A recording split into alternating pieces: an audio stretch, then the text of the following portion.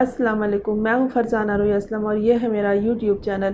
دوستوں، گزشتہ دنوں کراچی کی عدالت میں بنت مہدی کاظمی کے اغواکاروں کی بارات اتری۔ جی ہاں، بارات۔ وہ اغواکار جس تعداد میں لوگوں کے جلوں میں عدالت میں پیشی پر آتے ہیں تو یہی لگتا ہے کہ جیسے کوئی بارات اتری ہے یا کوئی عظیم ہستی عدالت کے بلاوے پر پولیس کی زبان میں حاضر جناب کہتی ہوئی عدالت کے احاطے میں داخل ہوئی ہے۔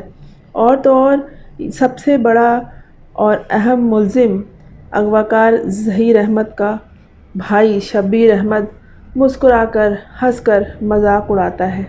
کس کا مذاق؟ لوگ کہتے ہیں کہ یہ ہمارے سسٹم کا مذاق اڑا رہا ہے۔ اس کی مسکراہٹ پر مجھے پاکستان کے جواں مرگ شاعر انس معین کا ایک شعر یاد آتا ہے: ہماری مسکراہٹ پر نہ جانا دیا تو قبر میں بھی جل رہا ہے۔ قبر میں دیا جلانے کا خیال ان لوگوں کو رہتا ہے جو زندہ ضمیر اور دوسروں کا درد محسوس کرنے والے لوگ ہوتے ہیں۔ آخری مغل تاجدار بہادر شاہ ظفر نے کہا تھا: شمع مزار تھی نہ کوئی سوگوار تھا، شمع مزار تھی نہ کوئی سوگوار تھا، تم جس پہ رو رہے تھے وہ کس کا مزار تھا۔ شاعر کی روح سے معذرت کے ساتھ اس شعر میں کچھ ترمیم کے بعد عرض ہے کہ شمع مزار تھی نہ کوئی سوگوار تھا، تم جس پہ ہنس رہے تھے وہ کس کا مزار تھا۔ جناب، کس کا مزار ہوگا؟ ایسے لوگ اپنی قبر اپنے ہاتھوں سے کھود لیتے ہیں اور اپنے مزار پر خود ہی اپنی زندگی میں دیا جلاتے ہیں۔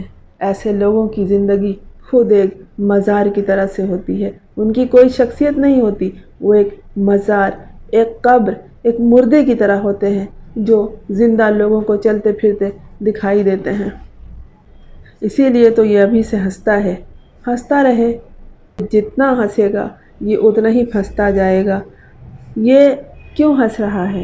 یہ اپنے اس عمل پہ ہنس رہا ہے جس میں اس کی سگی ماں بھی ملوث ہے اور ان دنوں فرار کہلا رہی ہے۔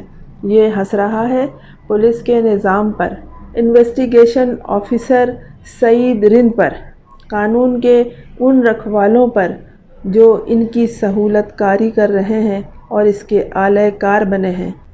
یہ ہنس رہا ہے ان اہل زر پر جو ان ناکام اغواکاروں کے لیے اپنی ناجائز منی پلانٹ کے دروازے کو وا کیے بیٹھے ہوئے ہیں۔ وہ ہنس رہا ہے اپنے مرحوم باپ پہ جو اس کی دنیا میں آنے کا سبب بنا ہے۔ وہ ہنس رہا ہے اپنی اولاد پہ اور ان کے مستقبل پہ۔ وہ ہنس رہا ہے اس لومڑی پہ جو دھیرے دھیرے ان سب کی گردنوں پہ پھندا کس رہی ہے۔ وہ اس نکاح پہ ہنس رہا ہے جو اس کا اپنا ہے اور جانے کس انداز سے ہوا ہے، اور ہوا بھی ہے کہ نہیں۔ وہ ہنس رہا ہے اس رسی پر جو خدا نے دراز کر رکھی ہے۔ وہ اس آنے والے وقت پر ہنس رہا ہے جب سب اسے اکیلا چھوڑ جائیں گے۔ وہ سابقہ و حالیہ آئی جی سندھ پر ہنس رہا ہے۔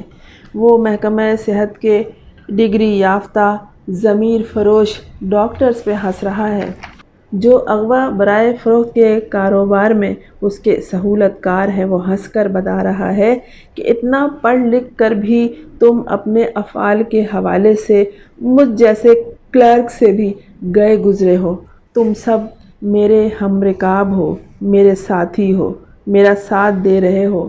مجھ میں اور تم میں کیا فرق ہے؟ جو میں ہوں وہی تم بھی ہو۔